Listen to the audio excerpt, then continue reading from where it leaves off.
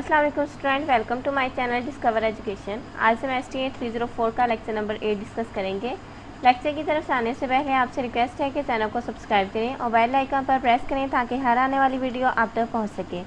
चलते हैं अपने लेक्चर्स की तरफ। इसमें हमने मूविंग एवरेजेस की एग्जांपल्स करनी है और मेथड ऑफ लीस्ट स्क्वायर को डिस्कस करना है। Analysis of moving average, method of least square. ठीक है, मूविंग एवरेज की डेफिनेशन इसके बारे में हमने लास्ट लेक्चर में डिस्कस किया था। अब इसको एग्जांपल की हेल्प से समझते हैं।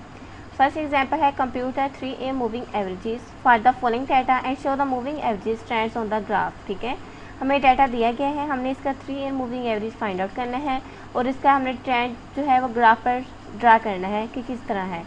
ठीक है, अब देख सकते हैं हमारे पास ईयर्स हैं 1918 से 1930 तक हमें ईयर्स दिए गए हैं और इसकी वैल्यूज़ दी गई हैं 18.0 से 14.9 दी है। ठीक है, अब ज़रा हम नेक्स्ट देखते हैं। सबसे पहले हमने क्या करना है, इस तरह का टेबल एक ड्रा कर लेना है। हाँ, उन्होंने कंडीशन दी है कि 3 मूविंग एवरेजेस हैं, इसलिए हम 3 ईयर्स के लिहाज से टोटल वैल्यूज़ को फाइंड आउट करेंगे।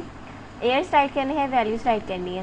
3 ईयर्स है इसलिए हम फर्स्ट 3 वैल्यूज़ को जो है वो सम करेंगे। ठीक है, टोटल वैल्यूज़ निकालने के लिए 18.0, 20.5 और 19.6। तो मैं आपको इनको सम करके दिखा देती हूँ। आप यहाँ देख सकते हैं 18 प्लस 19.5 प्लस 20.8। ठीक है, इनको अगर हम सम करें तो हमारे पास जो है 58.1 आता है।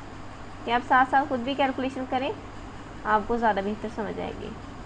58.1 हमारे पास आ गया इसका आंसर। ठीक है, देख सकते हैं ये हमारे पास 58.1 आ गया। और आपने ये माइंड में रखना है कि वैल्यूज़ को जब आप सम अप करेंगे तो आप फर्स्ट 3 वैल्यूज़ यहाँ पे ली हैं। अब नेक्स्ट जो है आप क्या करेंगे, इसको हम बिल्कुल जो हमारे पास टोटल वैल्यूज़ आई हैं इसको बिल्कुल सेंटर में रखेंगे। ठीक है, ये 3 वैल्यूज़ के हम बिल्कुल सेंटर में इसे रखेंगे। इसी तरह अब हम क्या करेंगे कि नेक्स्ट फर्स्ट को हम स्किप कर देंगे। नेक्स्ट जो हमारे पास 3 वैल्यूज़ हैं उसको हम टोटल वैल्यू यानी सम अप करेंगे इन 3 वैल्यूज़ को। ठीक है, 20.5, 19.6, 24.2।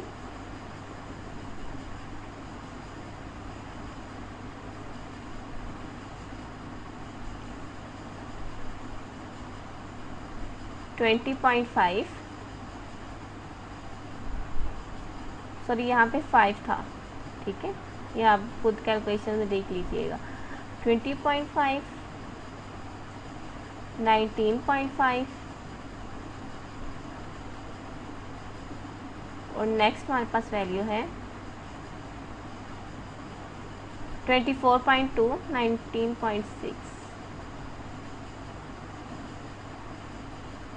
24.2। अब आप इनको सम अप करके देखें ज़रा, तो हमारे पास जो है इसका आंसर 64.3 आता है। ठीक है, 64.3। सिंपली आपने इसका आंसर इस तरह निकाल लेना है। अब आपने क्या करना है कि 64.3 इसके नीचे बिल्कुल राइट कर देना है। उसके बाद जो है ये वाली वैल्यू जो है इसको आपने क्या कर देना है, स्किप कर देना है। ठीक है, फर्स्ट 2 वैल्यूज़ को आप स्किप कर दीजिएगा। अब नेक्स्ट जो है 19.6, 24.2 और इसके साथ जो है इस वैल्यू को भी ऐड कर देना है। ठीक है, इन तीनों को आपने सम अप करना है और तब आपके पास 71.6 आ जाएगा।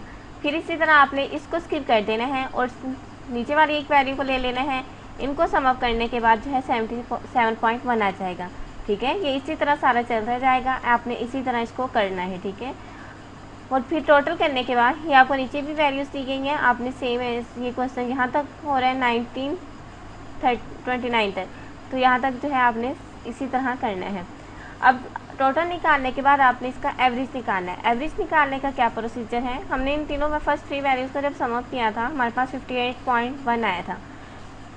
यहाँ पे मैं ज़रा आपको करके दिखा देती हूँ। देखिए ज़रा, ये 58.1 आया था क्योंकि ये हमारे पास 3 वैल्यूज़ है, इसलिए हमने इसको 3 पर ही डिवाइड कर देना है। तो हमारे पास जो है इसका एवरेज आ जाएगा। सिंपली एवरेज फाइंड आउट करने का यही तरीका है। अब 58.1 को हम जब 3 पे डिवाइड करेंगे तो हमारे पास जो है वो 19.4 आ जाएगा। ठीक है, 19.4 जो है इसका एवरेज है। एवरेज फाइंड आउट करने का बहुत सिंपल मेथड है कि जो भी आपके पास वैल्यूज़ टोटल करने से आती है उसको आपने जितने आपको मूविंग एवरेज बताए जाएँ कि 3 है, 5 है, 9 है, तो आपने उस हिसाब से उस पर डिवाइड कर देना है। ठीक है, इसको ज़रा हम एक्सेल पर करते हैं ताकि आपको ज़्यादा बेहतर समझ आए और इसका हम एक्सेल पर ग्राफ ड्रा करेंगे। अब हमने इन 3 वैल्यूज़ को जो है वो टोटल करना है, यानी सम करना है। आपने माइंड में रखने हैं एक्सेस के फार्मूले थोड़े डिफरेंस होते हैं। जब तक आपको एक्सेस के फार्मूले याद नहीं होंगे तब तक आप इस पर वर्क नहीं कर सकते। ठीक है, और कोई भी फार्मूला एक्सेल पर राइट करने से पहले हम इक्वल का साइन यूज़ करते हैं। अब हमने इनको सम अप करना है, इसलिए हम SUM लिखेंगे। जैसे ही हम लिखेंगे तो आपके पास ये शो हो जाएगा। आपने इस पर क्लिक करना है कि क्लिक करने के बाद आपको ये रिप्रेजेंट कर देगा इस तरह का। ठीक है, फिर आपको फर्स्ट वैल्यू चाहिए ना, आपने फर्स्ट वैल्यू पर क्लिक करना है और फर्स्ट 3 वैल्यूज़ पर, फिर उसके बाद आपने फर्स्ट वैल्यू पर क्लिक करने के बाद आपने 3 वैल्यूज़ तक ड्रैग कर लेना है। जब आप इंटर प्रेस करेंगे तो आपके पास ये 58.1 आ गया। ठीक है, एक्सेल को यूज़ करने के लिए बहुत सारी वीडियोस मौजूद हैं, तो आप उसको जो है पहले देख सकते हैं ताकि आपको ज़्यादा अच्छी समझ आए कि एक्सेल पर हम किस तरह वर्क करते हैं। राइट करने के बाद जो है इस तरह हमारे पास फार्मूला राइट करने के बाद आगे टोटल वैल्यू। अब इसको हम ड्रैग करेंगे डाउनवर्ड, जहाँ तक हमें वैल्यूज़ चाहिए, हमें यहाँ तक वैल्यूज़ चाहिए। अब हमने ड्रैग कर दिया, आप देख सकते हैं कि ये वैल्यूज़ ऑटोमेटिकली खुद आ गई है। ठीक है, एक्सेल पर को यूज़ करने का यही फ़ायदा है कि इसमें कैलकुलेशन बहुत ज़्यादा ईजी और आसानी से हो सकती है। अब हमने इसके एवरेज फाइंड आउट करने हैं। एवरेज फाइंड आउट करने का सेम वही प्रोसीजर है, मैंने आपको बताया था। कोई भी फंक्शन एक्सेल में पुट करना हो तो सबसे पहले हम इक्वल्स का साइन लगाते हैं, उसके बाद AV एवरेज किस पर लिखेंगे तो आप इस पर आपके पास आ जाएगा, इस पर क्लिक कर देंगे।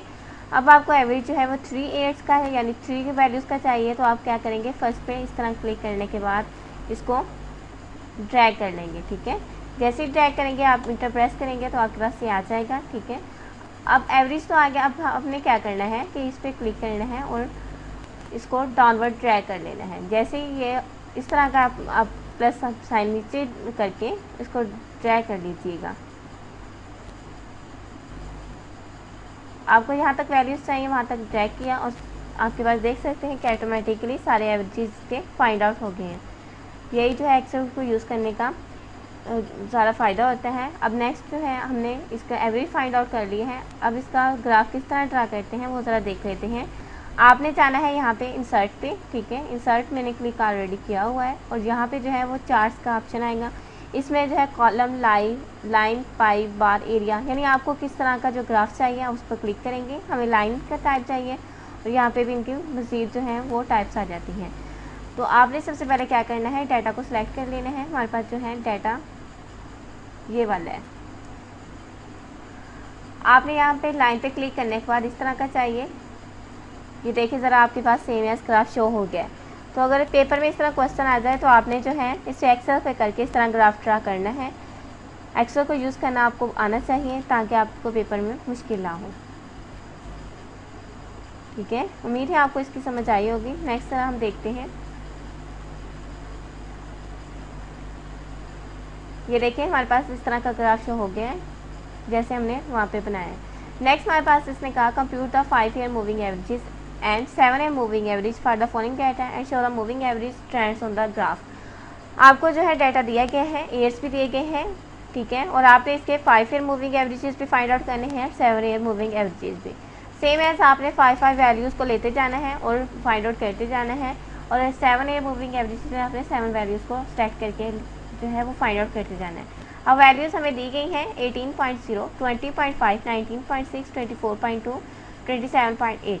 तो अब जो है वैल्यूज़ सेम पीछे वाली हैं, लेकिन हमने यहाँ पे 5 वैल्यूज़ को सम अप करना है। ठीक है, यहाँ तक हमारे पास 5 वैल्यूज़ बनती हैं। ज़रा हम करके देख लेते हैं इसको यहाँ पर। अब आप देख सकते हैं हमारे पास ये 5 values 18 plus 20.5 plus 19.6 plus 24.2 plus 27.8 5 values ये हमारे पास राइट कर ली है और इसका जो है सम अप करने से 110.1 आया है। ठीक है, ये आप खुद भी कैलकुलेट साथ करके देखिए, वही सेम आया है 110.1 इनको कैलकुलेशन करने से। क्योंकि अब देखिए ज़रा हमारे पास ये 5 वैल्यूज़ थी, हमने इनके सेंटर से वैल्यू राइट करनी है, यानी 2 यहाँ से स्किप कर देने हैं, 2 यहाँ से, और इसके जहाँ सेंटर बनता है वहाँ से हमने वैल्यू राइट करना स्टार्ट करनी है। ठीक है। अब हमने इसका एवरेज फाइंड आउट करना है। एवरेज फाइंड आउट करने के लिए क्या करेंगे कि 110.51 को हम 5 पर डिवाइड करेंगे, क्योंकि ये 5 ही मूविंग एवरेज है ना, इसलिए यानी 110.1 को 5 पर डिवाइड करेंगे तो हमारे पास जो है इसकी एवरेज आ जाएगी। हमारे पास एवरेज इसकी दी गई है 22.0।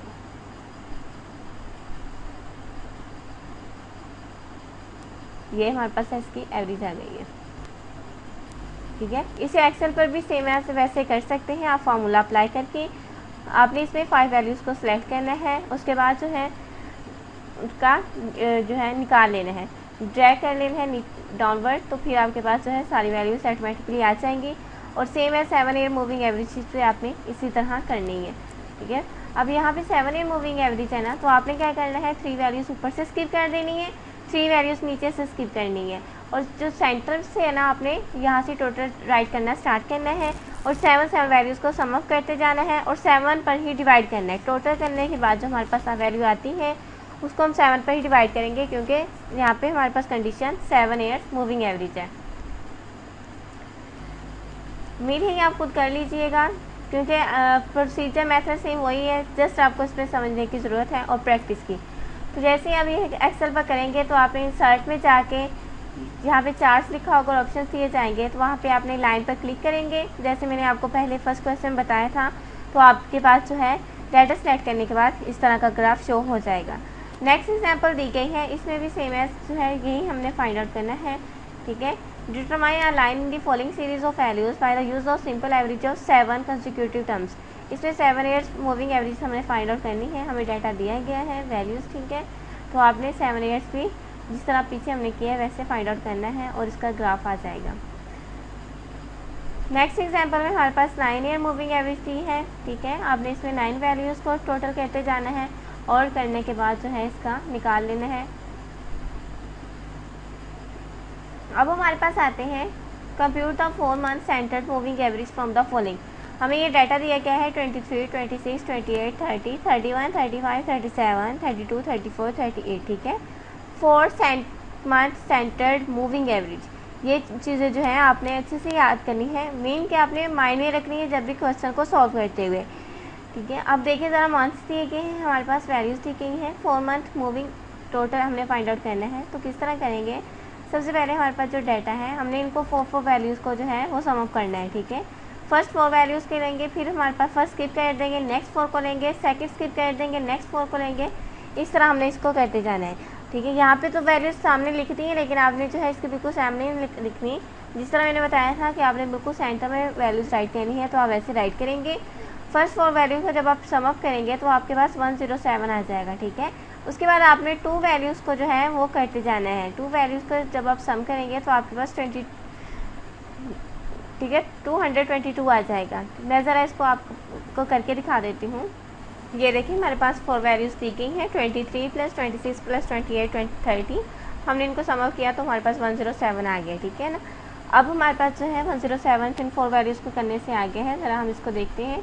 ये देखिए हमने फर्स्ट 4 वैल्यूज़ को किया तो हमारे पास 107 आ गया। तो अब आपने क्या करना है, जस्ट फर्स्ट वैल्यू का जो है फर्स्ट वैल्यू को आपने स्किप कर देना है। फर्स्ट वैल्यू को स्किप करने के बाद जो है 26, 28, 30, 31 इन सबको ऐड करना है। जब इनको आप जो है ऐड करेंगे तो आपके पास जो है, तो मैं आपको बता देती हूँ, इसको आपने क्या करना है स्किप कर देना है। अब नेक्स्ट जो है इन 4 वैल्यूज़ को जो है आप सम अप करेंगे, इन 4 वैल्यूज़ को, तो हमारे पास 115 आ जाएगा। सेम एज नेक्स्ट जो है इस वैल्यू को आप स्किप कर दीजिएगा और जो नेक्स्ट हमारे पास जो है इसको आपने ऐड कर लेना है, ठीक है। 28, 30, 31, 35 हम करेंगे तो हमारे पास 124 आ जाएगा। फिर आपने इसको स्किप कर दीजिएगा 28 को और नेक्स्ट 37 को ऐड कर लेना है। तो इस तरह ये प्रोसीजर मूविंग एवरेजेस का होता है कि हमने उन वैल्यू को जो ऐड कर ली है, यानी फर्स्ट वैल्यू को स्किप कर दे रहे हैं, नेक्स्ट इसमें एक ऐड कर लेनी है, ठीक है। अब 107 हमारे पास आ गया, 115 भी इस तरह मैंने आपको बताया है। इन दोनों वैल्यू को हम सम अप करेंगे, इस तरह की सारी वैल्यूज़ आ जाएंगी। अब 107 और 115 को हम सम करते हैं ज़रा, ठीक है। अभी मैंने बताया है कि 115 किस तरह आया है, इनको हम सम करेंगे तो हमारे पास 222 आ जाएगा। ठीक है, अब आप यहाँ देख सकते हैं हमारे पास ये आ गया। इसी तरह जो है आपने 115 को 124 के साथ ऐड करना है तो आपके पास 239 आ जाएगा। ये ऐड करते जाना है। जैसे ही आप सम करेंगे तो आपके पास जो है ये आ जाएगा। अब आपने क्या करना है कि 222 को 8 पर डिवाइड कर देना है। ठीक है, इसका तो सीक्वेंस इस तरह बनेगा ना, फर्स्ट इसका, फिर आप जो है इसको स्किप कर दीजिएगा तो फिर 115 और 124 आ जाएगा, 239 इससे आएगा। ठीक है, और फिर आप क्या करेंगे, जब आप इसको स्किप कर देंगे ये आ जाएगा ना, तो आपके पास जो है 257 आ जाएगा, यानी 124 और 133 के सम अप करेंगे 257 आ जाएगा।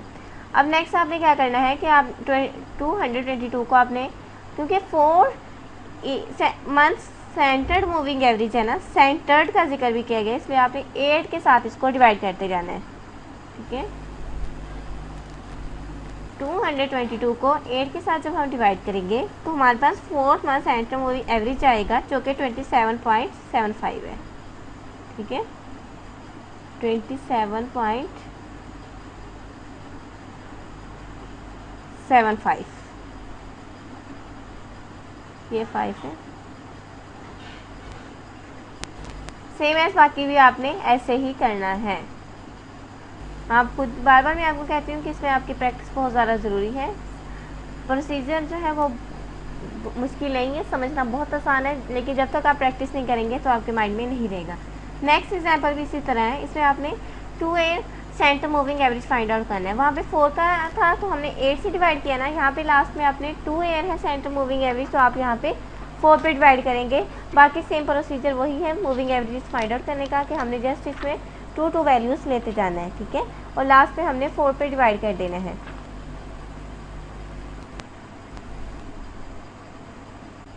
इस क्वेश्चन को जरा हम एक्सेल पे देख लेते हैं। ठीक है, हमारे पास 2 एयर सेंटर्ड मूविंग एवरेज जो है फाइंड आउट करना है, जो हमारे पास डाटा दिया गया है।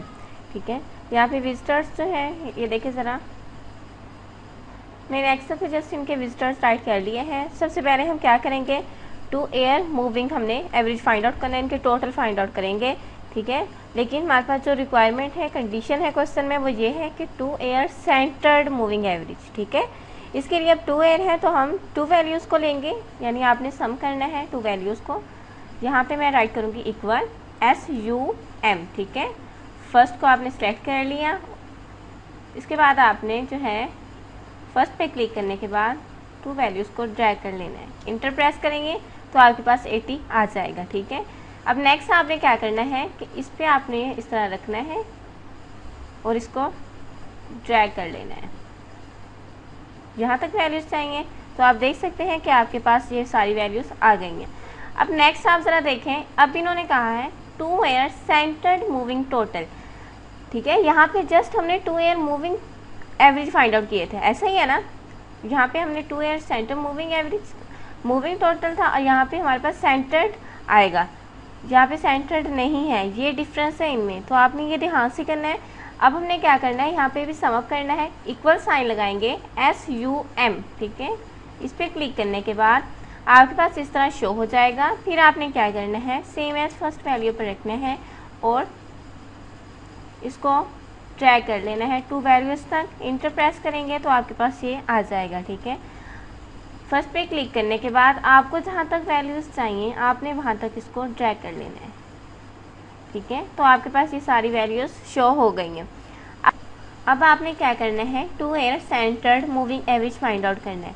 तो आपने ये ध्यान में रखना है, सबसे पहले हमने जस्ट 2 एयर मूविंग हमने फाइंड आउट किया था, उसके बाद हमने इसका सेंटर्ड फाइंड आउट किया है, अब साथ में एवरेज आ गया है। ठीक है, एवरेज फाइंड आउट करने के लिए मैंने आपको पहले बताया था कि हम जो है इसको डिवाइड करते हैं कि नंबर ऑफ़ वैल्यूज़ कितनी है। अब हमारे पास जो है क्योंकि सेंटर्ड है और 2 एयर है तो इस वजह से हम इसको 4 पर डिवाइड करेंगे। ठीक है, अब 4 पर डिवाइड करेंगे तो सबसे पहले हम क्या करेंगे, इक्वल राइट करेंगे। उसके बाद जो है अगर आप डायरेक्ट फार्मूला अप्लाई करना चाहते हैं, इक्वल एवरेज लगा के उस सेल को सिलेक्ट करें जिसका आपको चाहिए, तो आप तब भी कर सकते हैं, लेकिन आप इस तरह भी कर सकते हैं कि आपने यहाँ पे मैं जो है,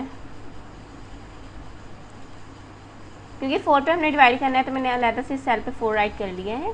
यहाँ पे आप राइट करें इक्वल, ठीक है। उसके बाद आपने इसको सिलेक्ट करना है, क्योंकि हमारे पास जो है डिवाइड करने से आता है, हम डिवाइड करेंगे और फिर जहाँ पे 4 है 4 के साथ करना है ना, उस सेल को आप क्लिक करेंगे तो आपके पास देखिए इंटर प्रेस करें तो आपके पास ये आ गया, ठीक है। सेम एज आपने इसको जो है वैसे ही ड्रैग करना है तो आपके पास इसके अंश आ जाएंगे, ठीक है। तो इसी तरह आपने ये करना है। नेक्स्ट हम ज़रा देखते हैं, ये उन्होंने वैल्यूज़ निकाली गई हुई हैं, तो मैंने ये आपको एक्सेल पर भी करके दिखा दिया है। आई होप आपको इसकी समझ आ गई होगी। नेक्स्ट हमारे पास टॉपिक है मेथड ऑफ लीस्ट स्क्वायर, ठीक है। लीस्ट स्क्वायर का मेथड जो है वो किस लिए यूज़ किया जाता है, हम ये स्टडी करेंगे। ये बेसिकली स्ट्रेट लाइन की मैथमेटिकल इक्वेशंस को डिस्क्राइब करने के लिए यूज़ किया जाता है, और इसके अलावा पैराबोला एक्सपोनेंशियल को मेजर करने के लिए भी हम लीस्ट स्क्वायर के मेथड को यूज़ करते हैं, और ये इंडिपेंडेंट वेरिएबल होते हैं। इसकी जो है हमारे पास उसने कहा let us suppose that the long term end appears to be linear. अगर लॉन्ग टर्म ट्रेंड हमारे पास लीनियर होगा then the equation of the least square linear trend would be. आपने ये इक्वेशन याद रखनी है, मोस्ट इंपॉर्टेंट है। इस तरह इससे रिलेटेड एग्जांपल्स आएंगी। अगर आपको ये फार्मूला आता होगा तो ही आप क्वेश्चन को सॉल्व कर सकेंगे। y is equal to A plus B T. यहाँ पे आप जो है a और b हमारे पास जो है कॉन्स्टेंट है, और t हमारे पास यहाँ पे वेरिएबल है, ठीक है। The values of a and b two constants are determined by solving the following two normal equations. अब हमारे पास जो है ये नॉर्मल इक्वेशंस हैं 2। इसमें हमारे पास है summation y is equal to N A plus B summation T. ये आपने याद करनी है, मैं यहाँ पे ज़रा राइट कर देती हूँ। हमारे पास इक्वेशन है summation y is equal to, आपको जस्ट समझ आनी चाहिए, N A plus B summation T.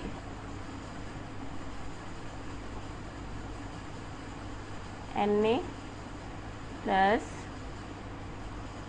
B summation T, ठीक है।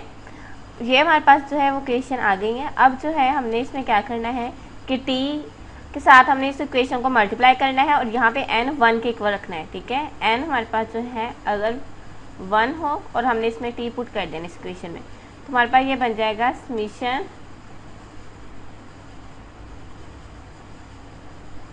y t लिख लें, y समीशन t लिख लें, ठीक है, इक्वल। अब n हमारे पास क्या है 1 है।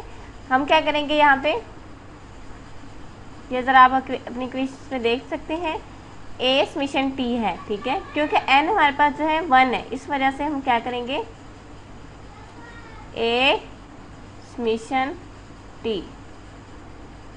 यहाँ पे जो हम क्योंकि हम t ऐड कर रहे हैं तो b समीशन, ये हमारे पास t स्क्वायर आ जाएगा, ठीक है। इस तरह ये जो है सोल्व की गई है। नेक्स्ट हमारे पास उसने कहा है the trend values are computed from this equation by substituting the values of T and are plotted on the graph for original values, ठीक है। कि आपने क्या करना है, जो आपके पास वैल्यूज आई हैं आपने उनको सब्स्टिट्यूट करना है, उसके बाद उसको ग्राफ पर रिप्रेजेंट करना है। When the number of years is odd the middle year is taken as 0 और इट्स ओरिजिन। ये बात समझने वाली है। अगर हमारे पास नंबर ऑफ एयर्स ऑड आएंगे, मीन के अगर जिस तरह ये नीचे दिए गए हैं 1978,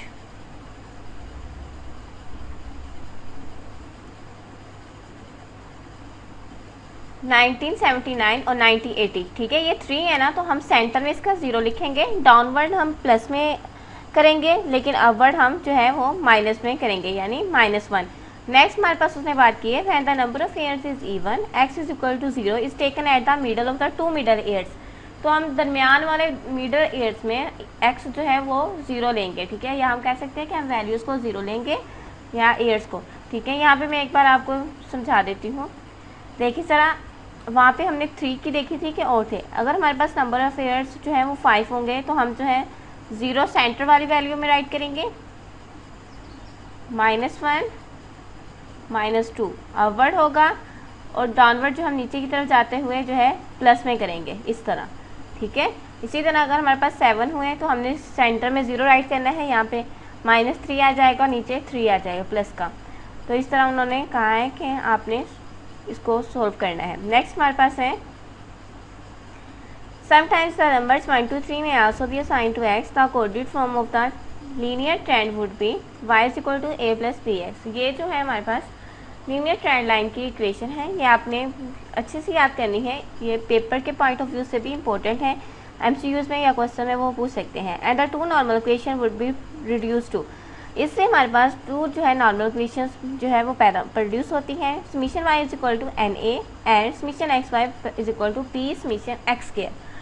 ठीक है, तो ये आपने इसका रट्टा मार ले, भूलना नहीं है। ये जो है दोनों इसकी ही इक्वेशंस हैं। इसको जब हम नेक्स्ट क्वेश्चन सॉल्व करेंगे तब इन्हीं इक्वेशंस को हम मद्देनजर रखते हुए वैल्यूज़ को मल्टीप्लिकेशन या डिवीजन जो भी है वो करेंगे।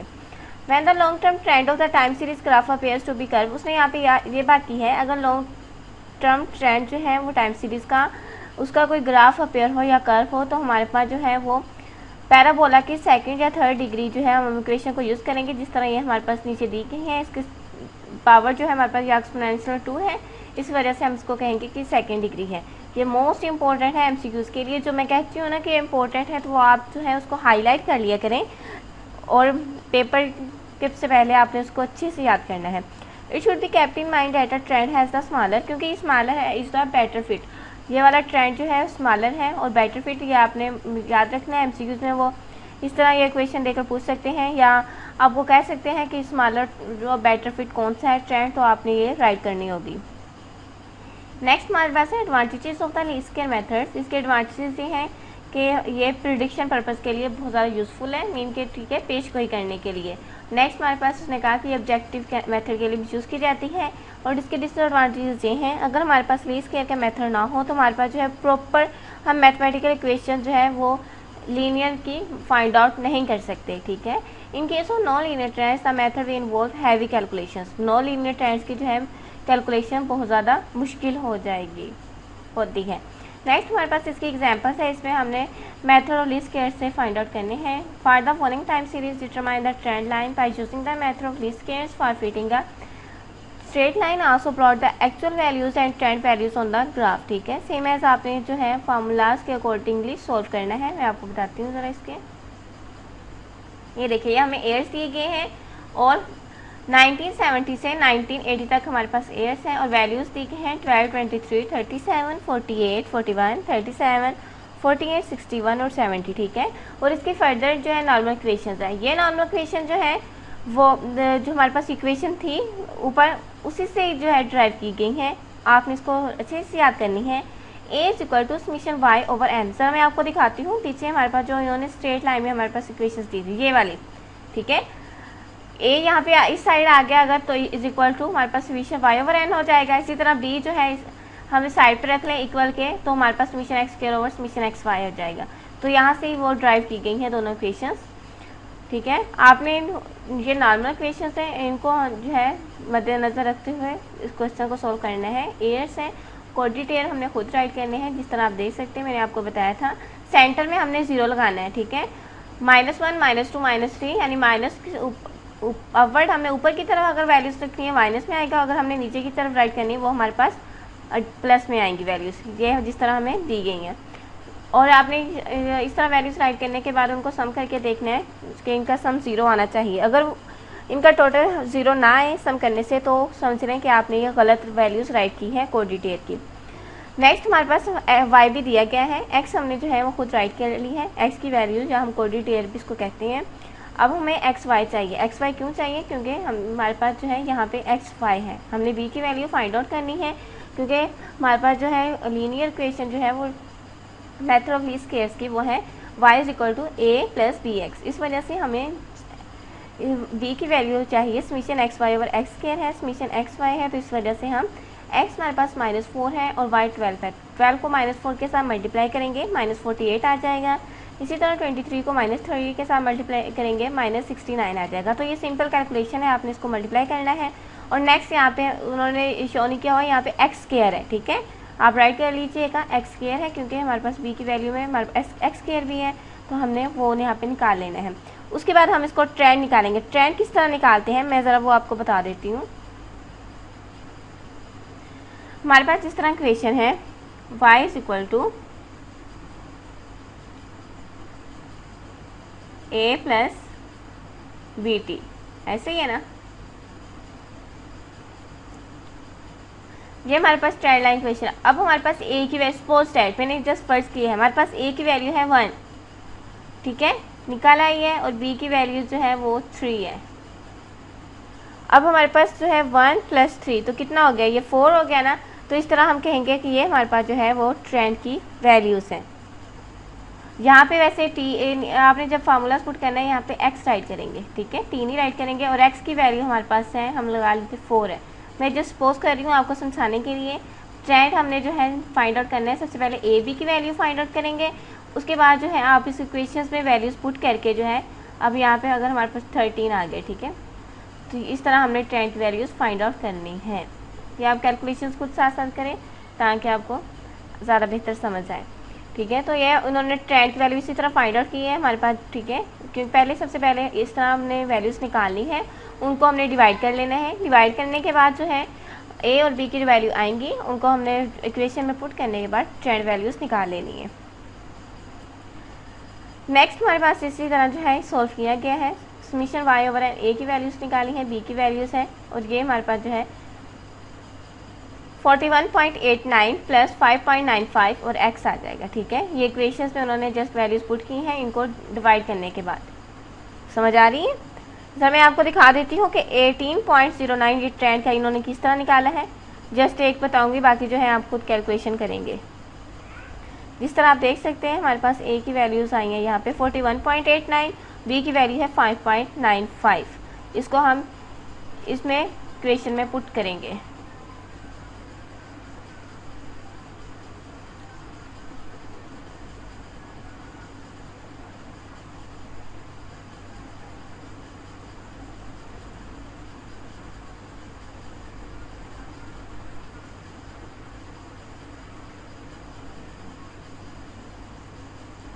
ठीक है, अब ज़रा हम इसको देखते हैं। ए की वैल्यू हम राइट कर लेते हैं। ए की वैल्यू है हमारे पास 41.89।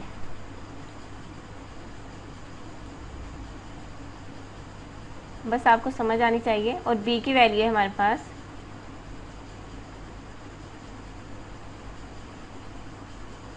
5.95, ठीक है। डिवीजन करने से फार्मूला में ये हमारे पास वैल्यूज आई हैं।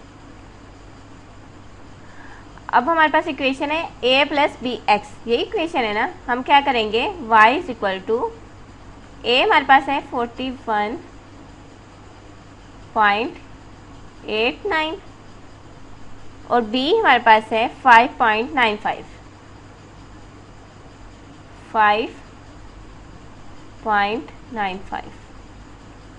नेक्स्ट हमारे पास है x की वैल्यू हमने अब देखनी है। जैसे ये आप देख सकते हैं हमारे पास यहाँ पे x की वैल्यू है -4, ठीक है, नज़र आ रही है ना। यहाँ पे x की वैल्यू -4 है, जो कि हमने खुद राइट की थी। तो आप क्या करेंगे, इसमें -4 x की जगह पुट कर देंगे। अब 5.95 को -4 के साथ जब आप मल्टीप्लाई करेंगे तो आपके पास आएगा 23.8, ठीक है। और आप ये वाला हमारे पास 41.89 आ जाएगा, इसके साथ हम प्लस करेंगे 0.89।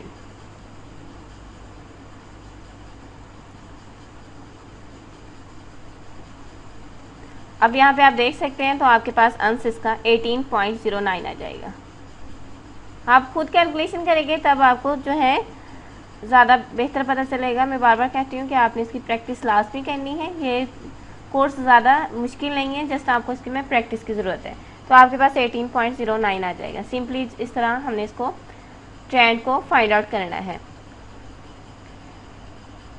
नेक्स्ट इसका ग्राफ ड्रा किया गया है। ग्राफ सेम एज ऐसी है जैसे आप इसको एक्सेल पर करेंगे। मैंने तो आपको जस्ट वैसे समझाया ना, लेकिन आप इसको खुद एक्सेल पर करके ट्राई करें। और मैंने आपको बताया था कि आपने इंसर्ट पे क्लिक करने के बाद चार्ट्स आ जाएगा, वहाँ पे 4 ऑप्शंस आएंगे, उसमें से आपने लाइन को सिलेक्ट करना है और आप जैसे ही डाटा को सिलेक्ट करने के बाद लाइन पर क्लिक करेंगे तो आपके पास इस तरह का ग्राफ शो हो जाएगा। आज का लेक्चर यहाँ पे होता है। उम्मीद है समझ आई होगी लेक्चर की। वीडियो को लाइक करें, चैनल को सब्सक्राइब करें। मुझे दीजिए इजाज़त। अल्लाह हाफिज़।